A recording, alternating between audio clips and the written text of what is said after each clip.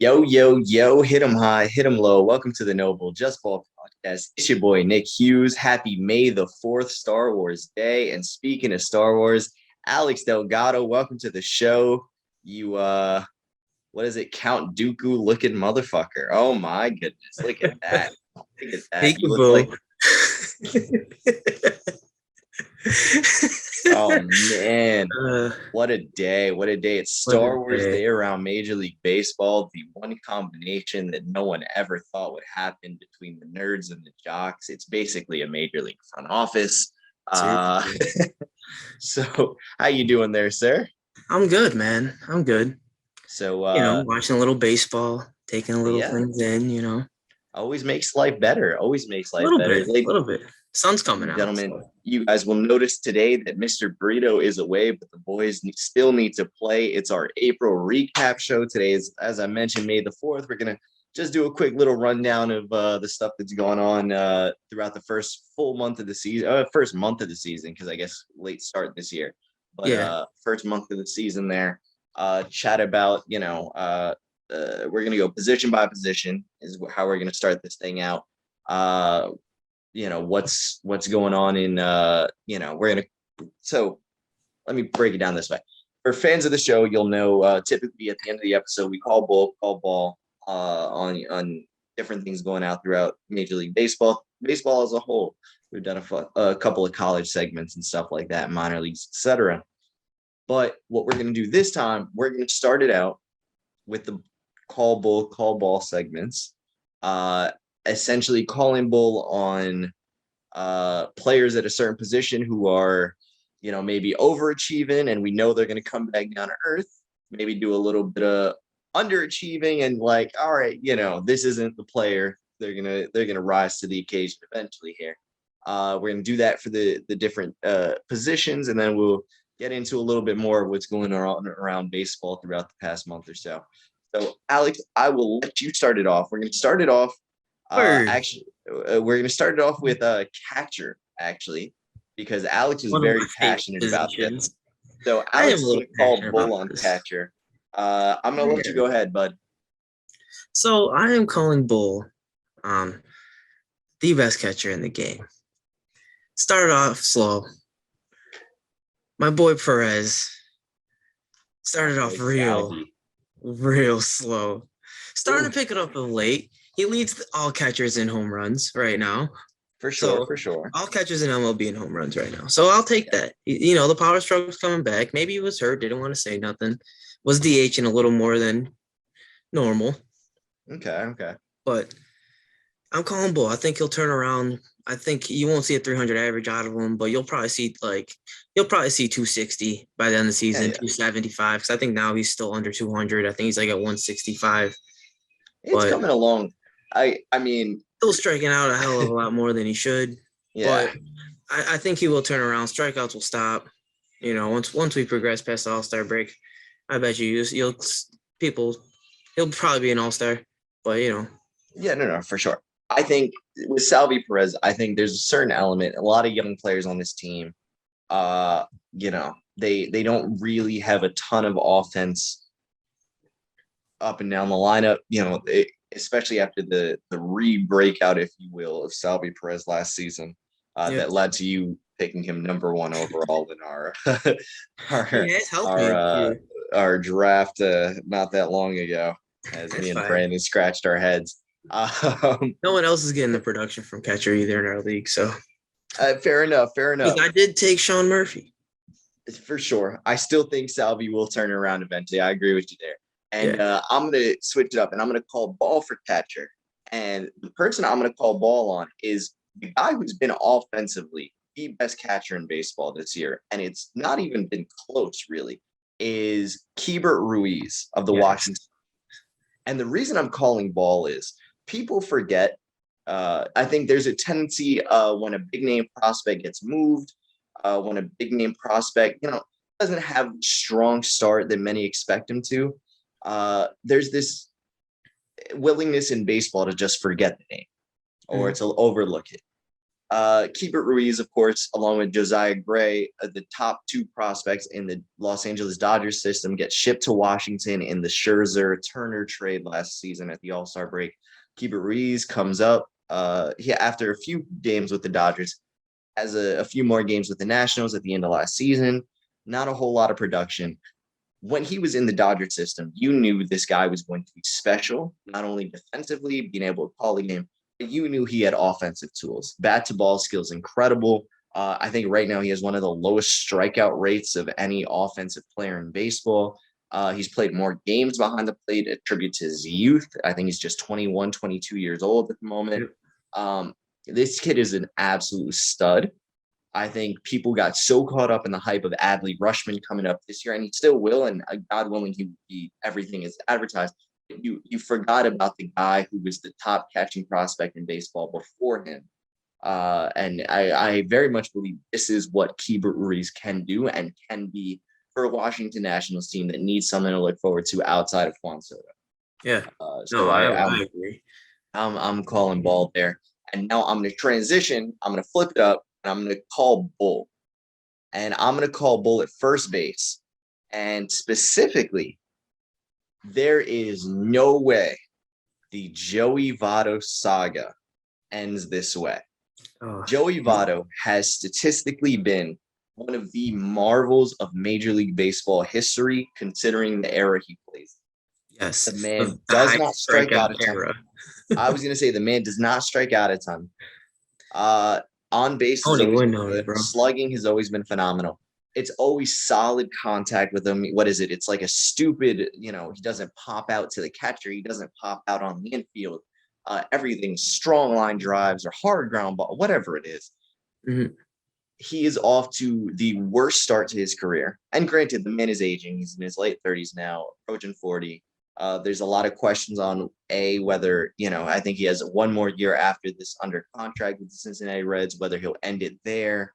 Will he even beyond just the years, will he end his career in Cincinnati? If this is his last year in Cincinnati, and you hope for just a, morale standpoint that it isn't, he's the career Red, and also that they turn it around in the next year and a half. You hope that it's going to. You hope for it. I'm sorry. You want that story. Man, this is bad. But it can't end this way. And this cannot be. I'm not ready to see the deterioration of Joey Votto alongside the deterioration of the Cincinnati Reds. I want him one more playoff run in a Reds uniform where he is an integral figure in it. And I really do believe he's better than the numbers. And maybe it's just optimistic thinking right now, but I think he's better than the numbers we've seen so far. He's shown it year in and year out. There's no reason to think that there's this drastic a decline right now. So I'm going to call bull there. Alex, you want to take it with ball on first base? I do. I want to take ball on first base because this man is balling when nobody wanted him. But your boy, check the tape. Check the tape. Your boy stated, I want him over Freeman and Olsen. Money-wise, it works. And he is leading the league in home runs. Yeah. I think after last night, two of them were chips at Yankee Stadium, but that's why we play Yankee Stadium, boys. His swing, he just tailored his swing, came in ridiculous shape, is hitting clutch.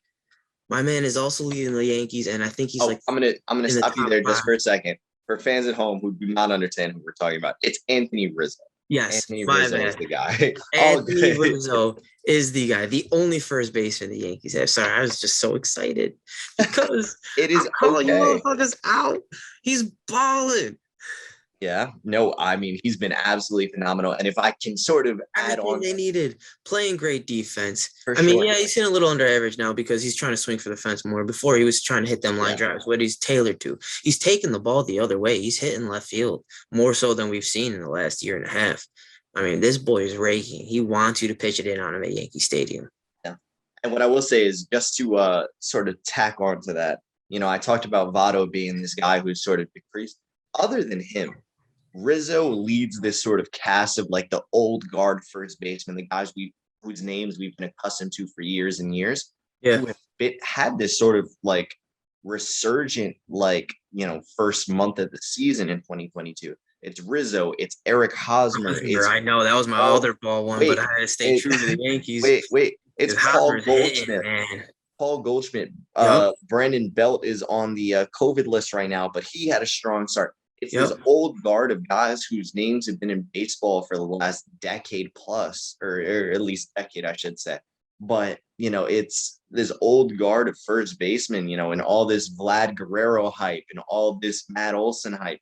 You had these older guys in their 30s come out and just start swinging to open the year, and it's been beautiful to watch. I Very love it. exciting stuff. Absolutely. Seriously, it really, really makes me happy.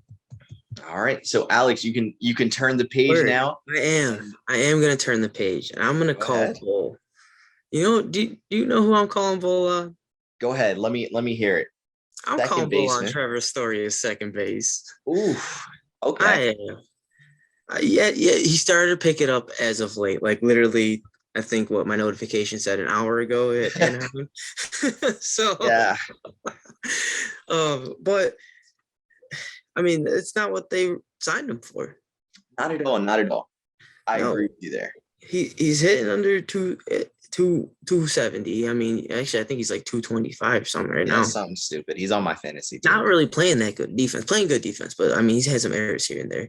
Yeah. Not hitting the home runs at Fenway. You thought he would just come out and start smacking. Maybe the pressure's getting to him a little bit. Maybe not seeing the ball well. Being West Coast now East Coast. Who knows? But no, I'm calling Bull because where's everybody at when they wanted this guy, huh? and Um, look who's producing more. So I'm calling Bull on Story a second. I I agree with you. I think he's going to turn it around. My only concern is the second base job that he's been assigned. Is it become more of a Mental like thing. blockade for him that he's not a shortstop anymore? Yeah. And it's something we witnessed as Yankee fans in the inverse of Gleyber Torres going from second base to shortstop, where it suddenly it impacted everything. It threw his Yep. entire game off at that point. I'm curious to sort of see now with Kleber's Miller looking very Kennedy. comfortable now back at I was second. gonna say So back at second base. maybe Bogarts ain't gonna get the bag, and you move Story back to shortstop, and that's when his power numbers come back. He's Okay, hitting 311. He's an all-star. Right now, I don't see him making the all-star game, and I don't see him hitting close to 280 by the end of the season. I mean you like to think he's gonna turn it around. So I'm going to. I'm going 15 home runs for the season max, Oof, maybe.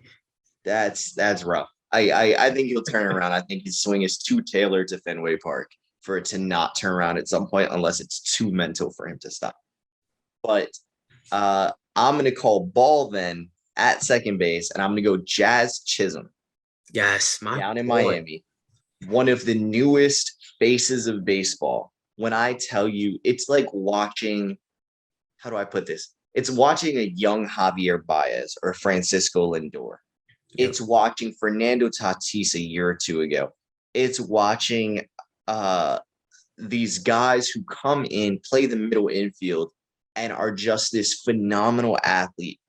Like you want to watch the man do everything. There's Yep. like for years Run, and years, field. there's not for nothing. Like Giancarlo Stanton was a great Miami Marlin. Mm-hmm.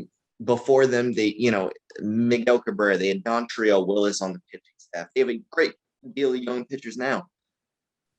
Jazz Chisholm has been the most must-watch Miami Marlin just in the last, what are they at now? 26 games into the season? Yeah, 20. He's the No, most they're maybe 26, 28. 27, something, whatever it is. Yeah.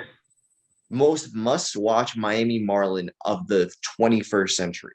Yeah. And he's done it in 20 plus games. Yep. When I tell you this man's ground outs are something to watch. When this Yeah. man puts it in the air just to watch him swing, that is phenomenal. On the field, on the base path, this man exuberates energy. And whatever, what's the Exuberant. word? Yeah. Yeah, he's just an absolute phenomenal player to watch.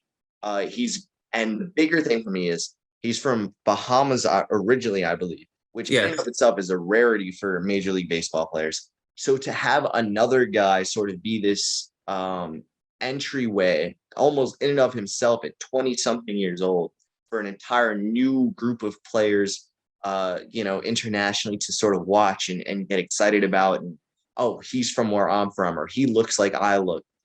He has the background that I have. He's going to open up so much for Major League Baseball. Yes. Oh, He's definitely. instantly one of my favorite players You over the might last see the couple of years. Bahamas in the Caribbean World Series now. I You mean, never know. he is just an absolute stud, and I'm so happy to say proudly that I believe this is going to continue. Maybe not Yes. to the same level, Level, no, you know, but but he I can mean, do you'll see this. this If I think consistently this for is year after year. The little yes. bit of Jeter that he had there, man, it did Oh, enough for him. he's an absolute stud. I I love watching this kid. It's So like, yeah. eh, So I'm gonna actually from Jazz Chisholm, I'm gonna stay in the NL East, okay, and I'm gonna stay with another young player, okay, and I'm gonna call bull specifically at third base on Alec Bohm, and not for the reason people might think. People, with Alec Bohm in 2022, the highlight has been him saying he hates Philadelphia, whatever it was, mumbled under his breath. The camera caught it. He apologized. I don't care about that. What I care about, statistically speaking, on a team that has Bryce Harper, Nick Castellanos, and Kyle Schwarber, Alec Bohm has been the best offensive player for the Philadelphia Phillies in 2020, in April of 2022. yes, That is a disgusting stat. And it's nothing against Alec Bohm. Many people believe he can be that player. hmm I like to be very optimistic when it comes to young guys. Alex, you know this. I get way too hyped on so many young prospects all the time. Alec Bohm is one of the guys I really believe can be an offensive driving force in the league someday. In his third full season on a team where he is playing alongside an MVP, a perennial MVP candidate in Nick Castellanos, yep. Silver and Slugger winner. one of the better left-handed bats in baseball today in Kyle Schwarber. Yeah, Alec Bohm cannot, and I believe will not ultimately, and this is why I'm calling bull on it, this will not sustain itself to be better than all three of those guys. yeah. But this is one of the testaments to how bad Philadelphia has been at the early going, and people keep pointing fingers at the pitching staff, and it hasn't been great pitching wise. No, That being but said, I mean, I you like. need more from your big bats if you're going to be an offensive team. I've always been a firm believer. You cannot rely too heavily on a young player. I usually say rookie, but Yeah. you can't rely too heavily on a young guy. Mm. And right now, Alec Bohm he's batting cleanup again on a team that has Harper, Schwarber, and Castellanos. And Like Hoskins Alec, and JT Chris Realmuto. Hoskins, JT Realmuto, Alec Bohm JT's him, cannot be but the guy. yeah. I'm so No, sorry. He no, can't no. be. He It's cannot not. be. No, we're not doing this. So that's my bull there. That's Word, just for me is word. insane. I'll take the catch, and I'm gonna call ball on who I said is going to be the 2022 NL MVP, Nolan Arenado. My boy is raking. He's On hitting one for this year. average. He's slugging the ball. My boy has 7 home runs. I think he's top three, and no, he's definitely top three in RBIs. I mean, he's hitting clutch. I mean, he's like, no, no, no. Last year was just last year. I'm showing you who I really am, and he's playing some platinum glove there at third base. I'm sorry. I mean, he doesn't care. Oh, you're on base? Yeah, yeah. No, you're scoring now.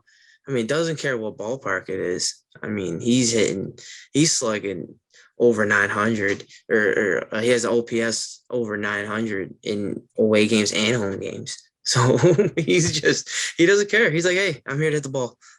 Yeah. I'm loving it.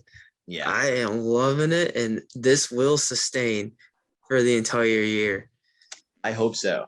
I You mean, it's a think? weird for I me. don't know. Arenado's a weird one because last year, I just sort of a sense of disclosure for the fans at home. Last year, was last year the first year? No, First year, yeah. Last year was the first year in St. Louis. St. Louis. It was last Yeah, year, right? yeah. So I predicted Arenado to be National League MVP last year.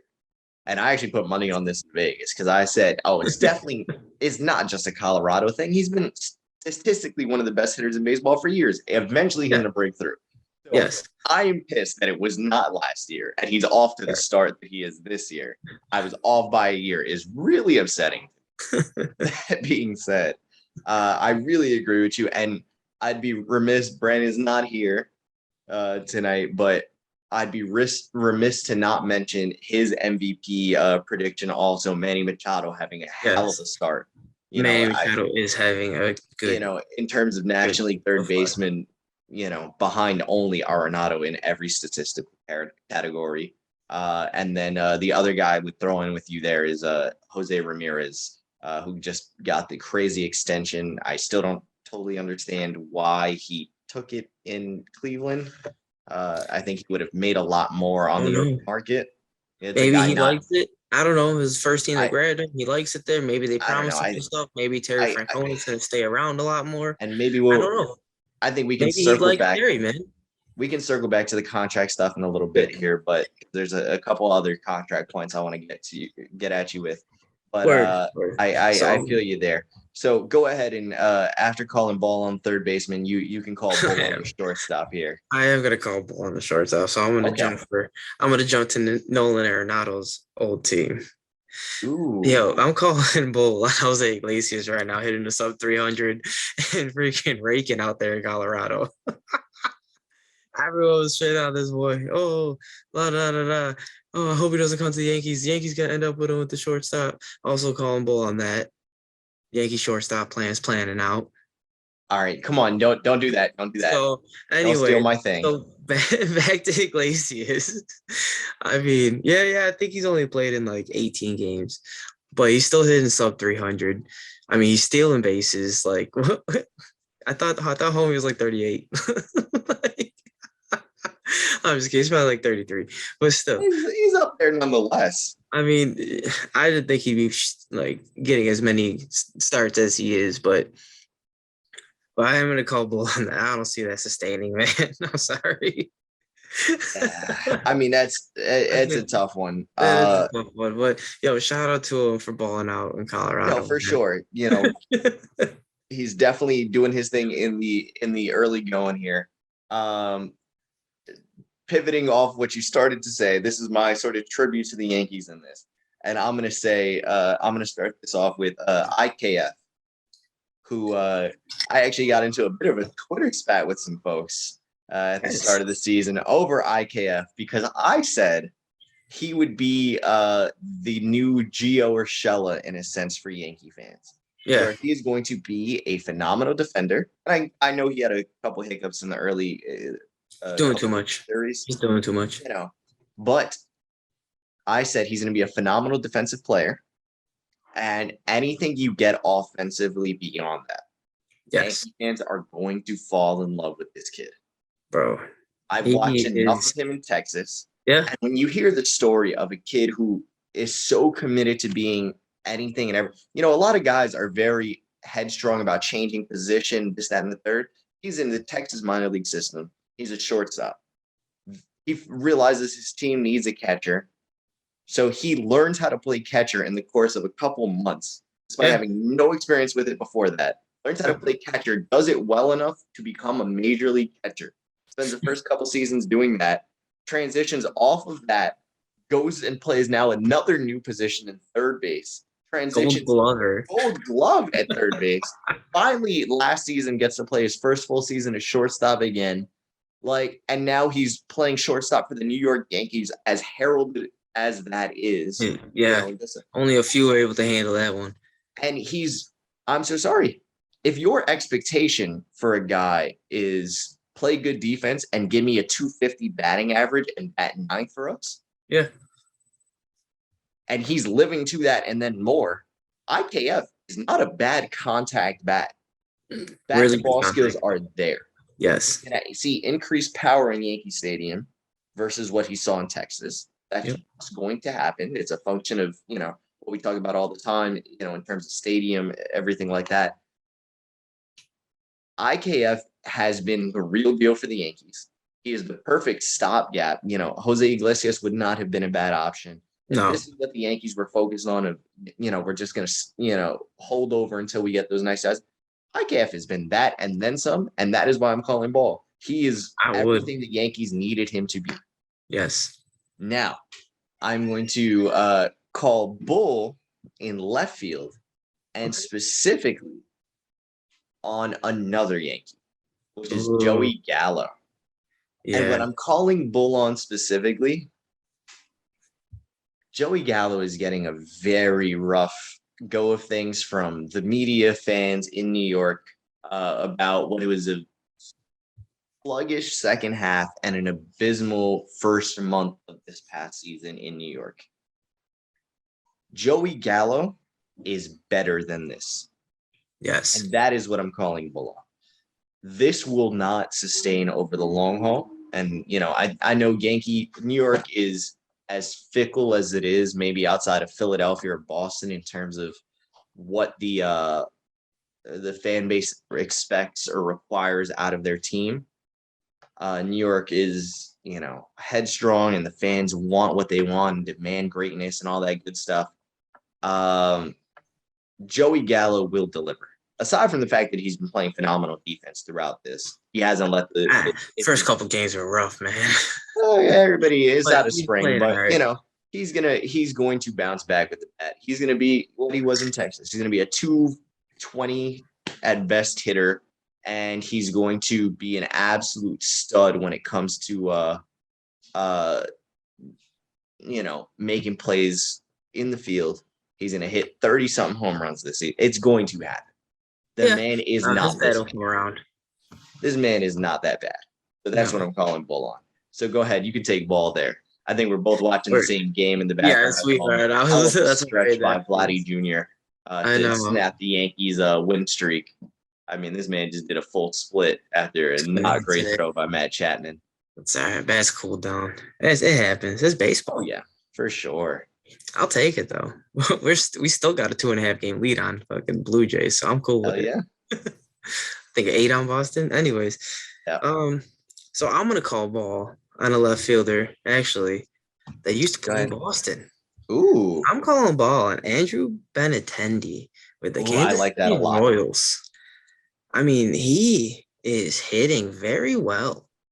He's taking his walks. He's getting on base. I think he's stolen a couple. He's driving in runs. I mean, my man is actually slugging in Kansas City. Great. I mean, 82 at bats, but I mean, what can you ask for? That's what they needed him for. He's playing a good left field. I'm going to say I can see Belintendi continuing this for the Yeah. Royals for the rest of the season. I mean, I very much agree with you there. I I mean, think my boy is like, yo, don't forget about me. I was gonna say this is what he was when the Red Sox brought him up. This is what he Yep. was supposed to be. This is everything this man should have been, in his first year in Kansas City when what's his name? Kyle Bloom. I never know how to say the new Red Sox GM's name. When they Yeah. sold him off and stuff, and they blew up the roster and all this stuff, and he goes to Kansas City. This is everything he should have been. Yeah. And quite frankly, I look at this now and I say this is definitely the player he is. So I agree with you, Yep. calling ball. And on top of it, contract year for him. Contract year. Always a key Always a thing. key. Absolutely. So who you got then in calling bull in center field? Bull in center field. And this was a little bit tough for me. I'm not gonna lie. Okay. Because center field this year has been a little sluggish all around. Okay. I mean, it has. We can't say it hasn't been. Oh. But I'm calling bull on Cody Bellinger. I mean, he's playing okay out there.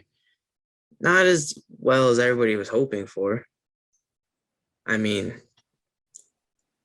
I don't know. Cody is Cody done? Is that the question? Is Cody just not seeing the ball well? Is there something more going on? I mean, when he came up, he was a perennial MVP. I mean, this man was slugging.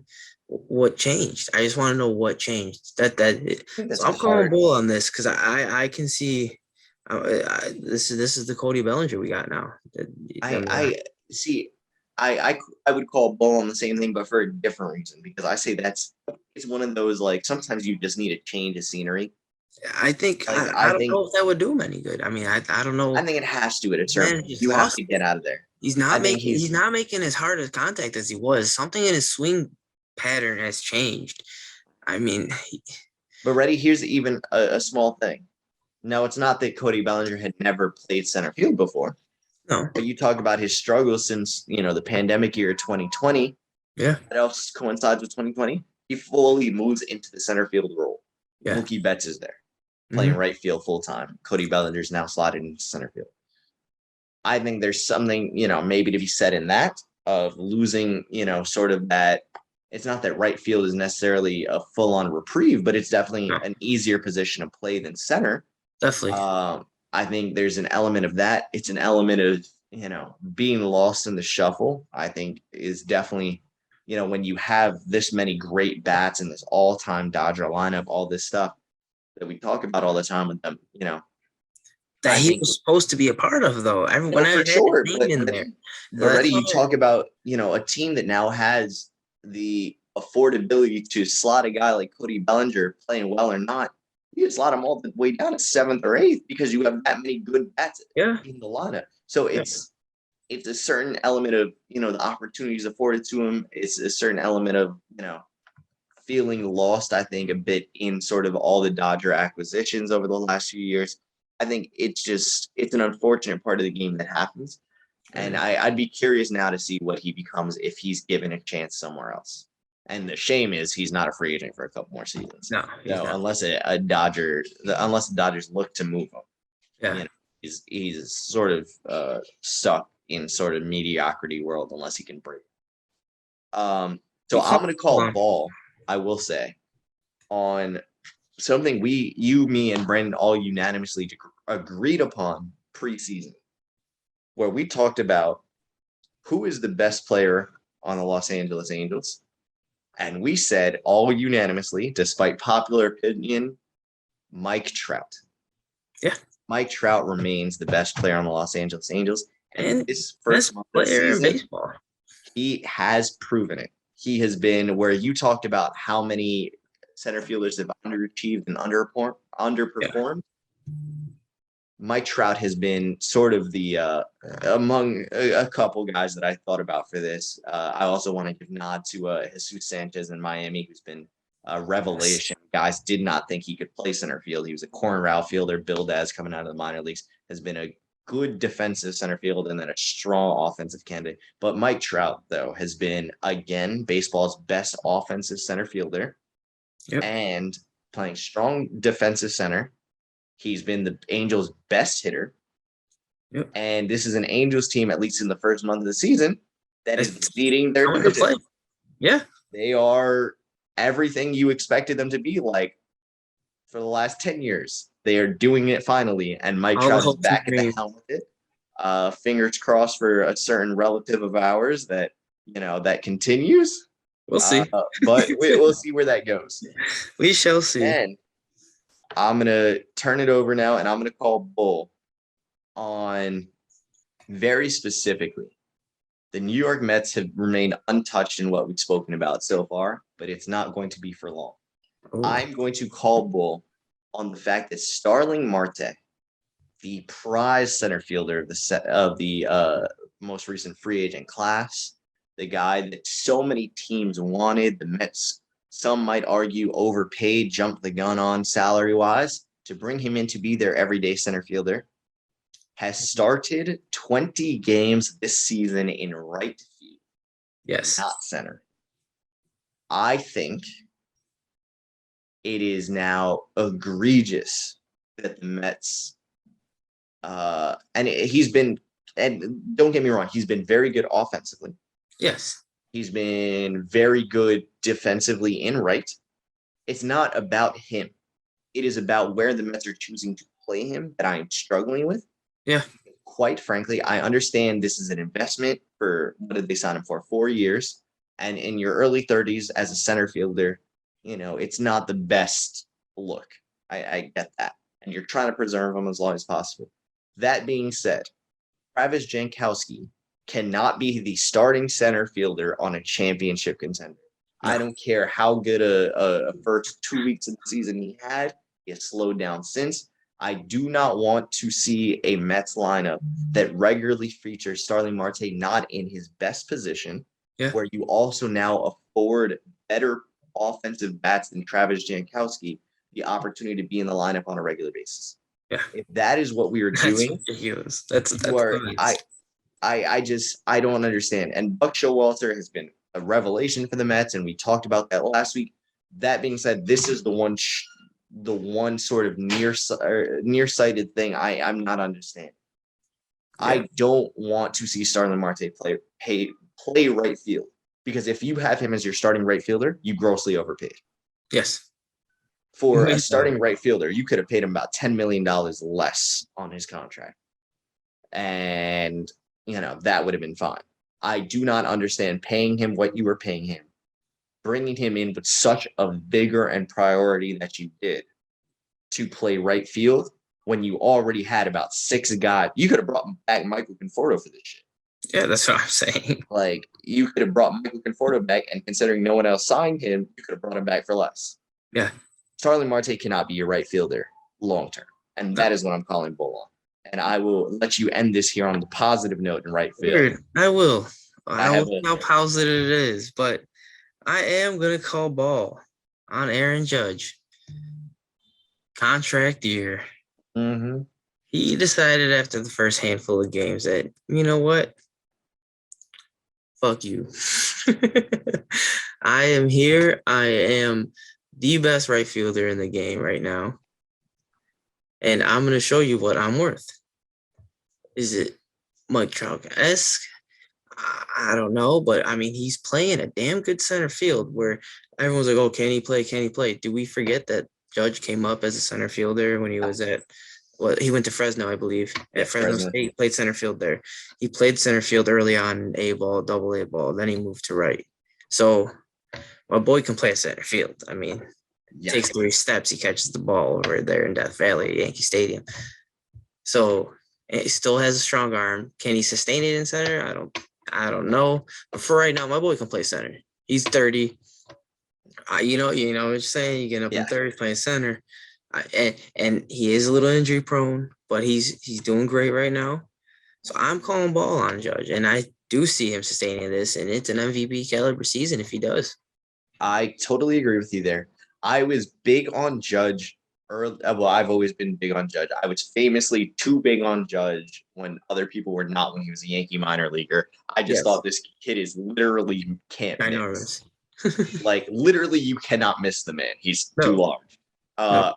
Aside from that, though, I was very big on him early in the offseason when a certain clip of this man in a batting cage arose and made its way around the social media circuit of him in a batting cage with the new Yankees hitting coach, and he's just swings off a tee and looks back at his Yankees hitting coach and says, "I'm hitting 50 again this year." Yeah. And he's I've never, in the league right now. Don't get me wrong, I firmly believe players should always believe in themselves. Yeah.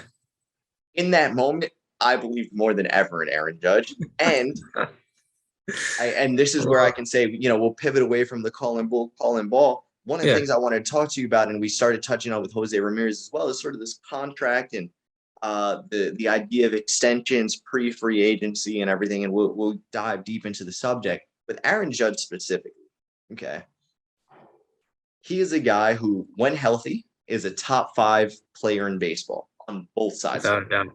Because on both sides. It's so hyped, the power and all this and what he brings to the Yankees offensively. Defensively, I think maybe outside of Mookie Betts is the best right fielder in baseball and is now proving day in and day out with the Yankees that he can flip over to center field. Essentially, the Yankees plan this year is every time Giancarlo Stanton is playing the field, which is in about 50% of the games to date. A little more than 50, playing. Yeah, I was going to say just because of the Joey Gallo slump. Yeah. Stan's been in right field more now than ever. Judge is in center field every time Stanton is in right. And a quick shout out to that ball glove out there in right field for Stan. My boy, for sure, he's playing a damn good right field like he did in his MVP season in Miami. people forget when People you forgot that's the hide Yankee somebody players' behind something for so long as a DH and stuff. The only reason you were hiding him behind a DH is because injuries. you were trying to preserve his health, and Yeah. also you had perceived better outfilders. Yeah, You know, you you, did you got to think defensively. You when you did have bring him in, you have Gardner, you have Hicks, you had you Cameron have Maven. Maben, you have McCutcheon, you have Yeah, Frazier coming up, you have so there's a reason to keep him hitting away at DH. It made sense yeah, theoretically. It's working out though to have him in the field, and we can do a whole episode on what it's done psychologically for him. yeah. That One being Bone said, finally got that lineup right. yeah, Anyway, pivoting back to Judge though, I will say, and this is one of those things where just today I was reminded about the impact of Aaron Judge. So last night we get the beautiful moment, and it's gone viral of the Blue Jays fan in Toronto catching the home run ball that Aaron Judge hit, giving it to the yeah. young Yankee fan who's crying wearing an Aaron Judge t-shirt. Then Today, he meets the kid today, today and the pregame, Toronto fan. Aaron Judge brings them both into the dugout, signs the baseball that was caught yesterday, signs a pair of batting gloves for each of them, and gives the kid like one of those player exclusive bats that is also signed. Yeah, I mean that kid. Is He a also mil- broke down of in the course, clubhouse. of course, I he's would, made him his man. hero. And Yo, what like David ready? Cole Here's said, man, I was kid 101. ready. But that's the thing is Yeah, Aaron Judge, and I will say, and this is maybe a little bit subjective as a Yankee fan, and we grew up in the era of Derek Jeter and the core four and Bernie Williams. You know, No, you no, no. It's the Fantastic Five. Okay, but okay, ready? you So throw. You your have to. You Fantastic can't. Five. You have to throw Bernie Williams in there, and Okay, that's the but one thing even that's angered you me what I'm throughout my saying is, Yankeedom. of course, but what I'm saying is you throw in these guys who, the Yankee way and all this stuff. You have your Joe DiMaggios, your Lou Gehrig's, guys who are known for carrying themselves a certain way. Your Yogi Berras. Yeah, of course. RP. But what I will say is with Aaron Judge, there's a certain level of awareness of his status, Mm-hmm. awareness of his celebrity. Yep. Awareness Aaron where Judge he's is the playing. guy. But You I'm know what saying is city he's in. You know. I mean, no, but it goes so much beyond the field. Where yeah, I say Aaron Judge for an audience that maybe might not be as accepting of an international superstar sometimes, it's Shohei Ohtani or Fernando Tatis. yeah, Aaron Judge is, for many people, the face of baseball. yeah, Is maybe the most well-known face of baseball simply based on the fact that he's the best player on the most recognizable team in professional sports for the past, 120 years. yeah. Seriously. He's now the Jeter. He is the Gehrig or the Ruth, but in a way that Ruth wasn't, Yeah, about the kids, about the family, about the presenting himself a certain way. yeah. He's Jeter-esque, but more so about the kids. There's a million videos now of Aaron Judge playing Like catch in catch with the kids. outfield with I mean, you never people. really saw that. Every once in a while, It maybe. was such a rarity, but this is what I'm saying is his value to the game of Major League Baseball, to the New York Yankees as an organization, is so much bigger than even what just his incredible play is. That I'm so sorry, and I'm going to give you a very real evaluation, at least in my head. I look at it and I say Jacob DeGrom is going to get a stupid amount of money from the New York Mets in terms of average annual value at the Yeah, end of this.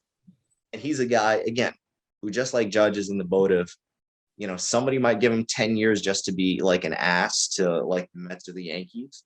yeah, But realistically, Jacob DeGrom is going to be the highest average annual value guy so long as he comes back healthy this season in Major League Baseball history. He's going to get freaking 58 years, the number I think we all threw out there and agreed to. yeah, Aaron Judge, as a position player, I don't believe any player should be paid more yearly for what their contributions are on the field and off. Because you can even look at it just from a sheer marketing standpoint.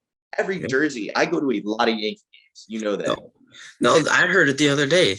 It was Yeah. either you see number 99 or Or somebody from the past. exactly. That's all you see at a Yankee game.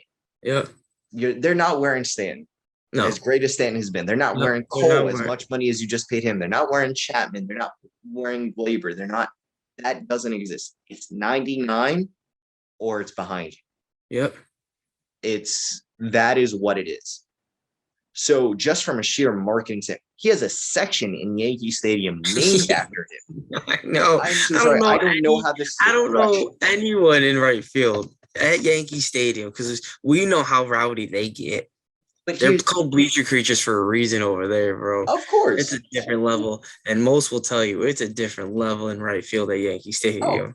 absolutely. I But, mean, but but my it's man that is thing throwing of Chambers out there. Like no one has ever done that at Yankee Stadium for an outfield. even beyond just Yankee Stadium. The only thing that pops into my head of like a time, at least in my lifetime, where a section was named after a player was Manny Ramirez's trade to LA, where they called it Mannywood in left field. And Yeah. it wasn't even about the player. It wasn't even about the on the field. It was just about his antics out there. Like they were just excited to see him like goof off in front of them. Like this is just a different element. This is something that I don't think baseball has ever seen. No. Like you've had your superstars, you've had your like once in a lifetime You had your talent. Ken Griffey's, you But know. yeah, of course. But I'm in terms of just a sheer marketability standpoint and a sheer like guy who Oh, that's goes out coming. there every single day. And when I tell you, he's grabbing folks by the heartstrings and pulling them into the game of baseball. Yeah. I don't, It reminds me of Griffey when Griffey was yeah, really no, no, for marketed sure. when he But was even, early with the Reds and early, and late with the yeah, Mariners. but what I will say is the thing with Griffey was different. Griffey was cool. Yeah. Griffey's, the Griffey was swap. badass. I'm just talking about marketability. I mean, Of Griffey course. Griffey was very marketable. But I'm saying, this is like the Like kind of this stuff. is Aaron Judge is like a USA Today story. He's on yeah. Good Morning America. He's on the Tonight Show. He's Yep. the guy that people are gravitating to as like this bigger than the game thing that is bringing family entertainment at a time when young kids are not about Major League Baseball. He's single-handedly like pulling them into this. Yeah. And there's something to be said, and there's a dollar amount that should be awaiting this man. And I will say, Sure. as a Yankee fan, it breaks my heart to say this man deserves to hold out. Yeah. No, I agree. And like a Yankee fan, you want him to get locked up and you want the Yankees to keep him. As a fan of the player, as a fan of the game, and an understanding of what players, should be getting paid in comparison to what teams are getting paid, Yep. you have to take a second and go, this man deserves to be one of the top 5 highest paid players in baseball. Yeah. Especially for what contract Stanton got. You know what I'm saying? Oh, for sure. Well, I mean, that's So. a whole other thing of like, in hindsight, that looks like nothing anymore. Yeah. 27 a year is nothing now. No, I think Judge just won arbitration for 24 a year. Exactly. So that's his arbitration year, Yeah. damn near at Stanton's like, oh God, why are we taking this on? Let's be real. And then the guy we were talking about before to transition back is Jose Ramirez. And I look at it and I go, what was it? The Blue Jays were interested in bringing him in to play second base now or whatever. Yep. You look at so many contenders who could have used a third base, second base. He could play, the corner outfield, first base. Yep. Like there's the flexibility there. So many teams needed guys. I look at a team like the White Sox in the division as the Guardians that could have brought him in to play second or move him up after they lost over. Hernandez. Like there's a lot of teams that could have been in the market for this guy. I don't understand selling short on yourself, especially to sell short on yourself and then go out and start balling. Oh, seriously. Like, unless there's a couple clauses in that contract we don't know about, some player bonuses, or they gave him the Bobby Bonilla.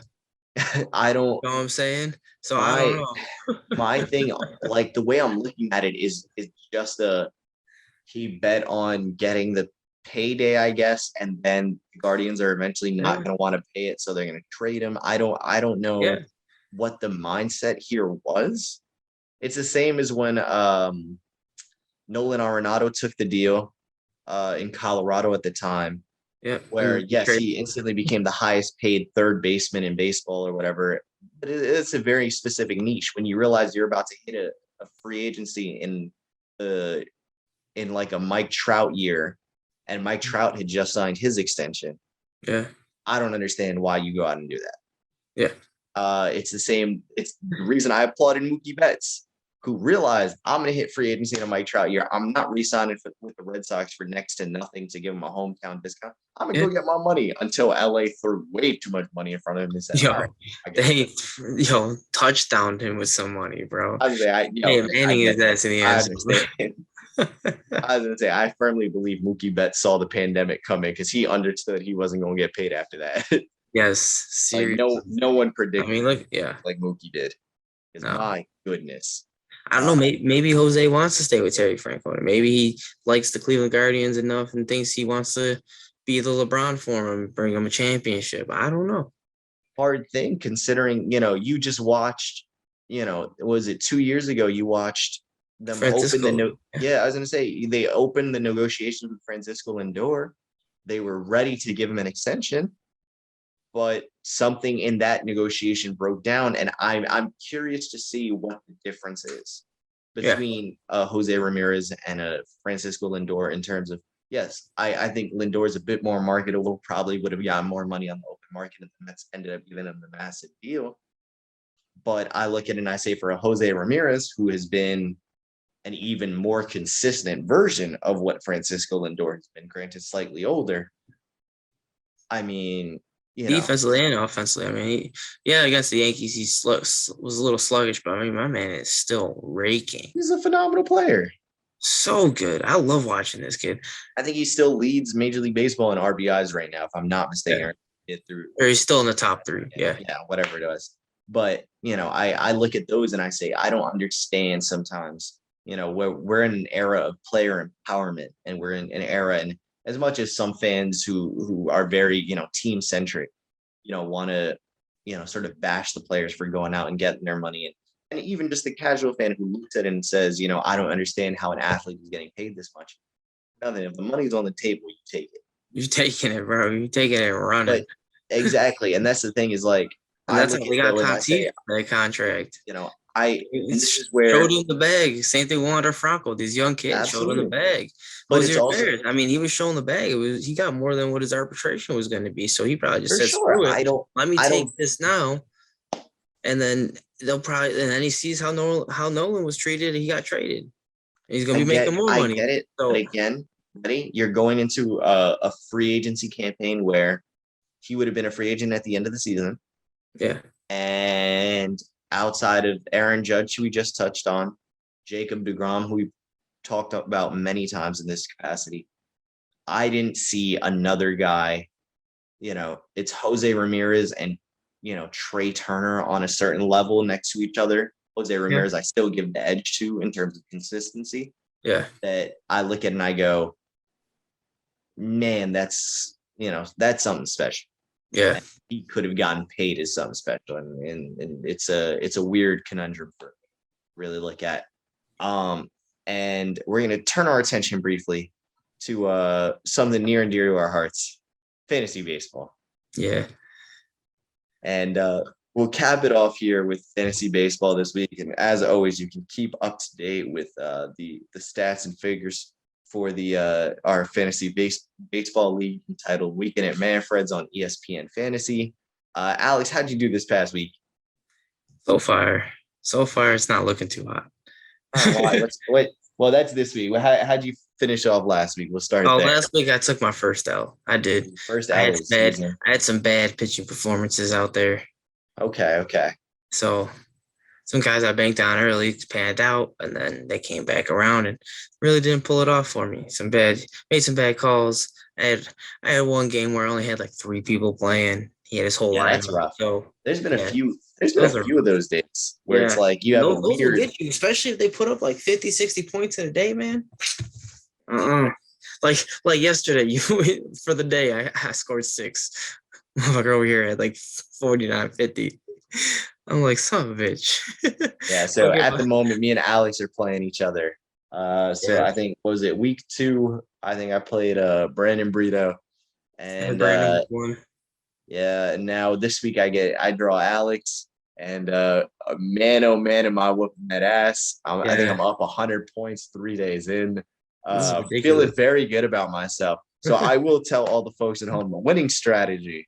You got to get up early for this one. Okay. Every single day, I drop 5 pitchers And pick and, up 5. and pick up 5 pitchers who are starting that day. Yeah, I was doing that, and then now you're running out of pitchers because everyone's kind of catching on. Yeah. A lot of It's ILs. I have like 3 pitchers on IL. oh man, it's a rough one. I got Blake Snell on the IL. I have I guess Hey, both Clevenger.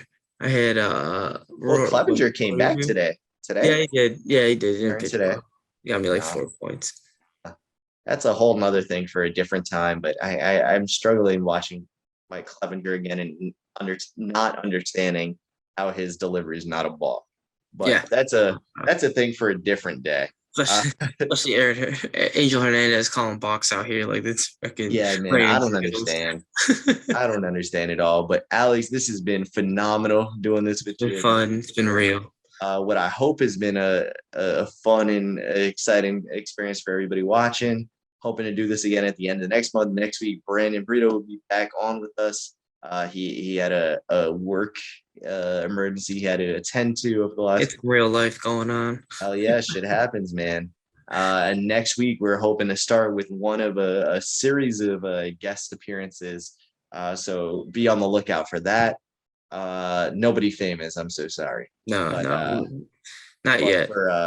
for some for some OG fans of the podcast, you will Talk recommend. a lot of shit. I don't see anybody coming on this podcast Nope. professionally. I was gonna say Brandon promised us Aaron Savali at some point, so we Okay. will. Well, the day he delivers on that, that means getting a promotion. I mean, none of us are getting paid, granted. He will be the first one to get paid in that moment. But Alex, thank you again for doing this with me as always. I very much appreciate it. Ladies and gentlemen, it has been real. It has been nice. Thank you for joining on with us, and see you again next week. Stay breezy.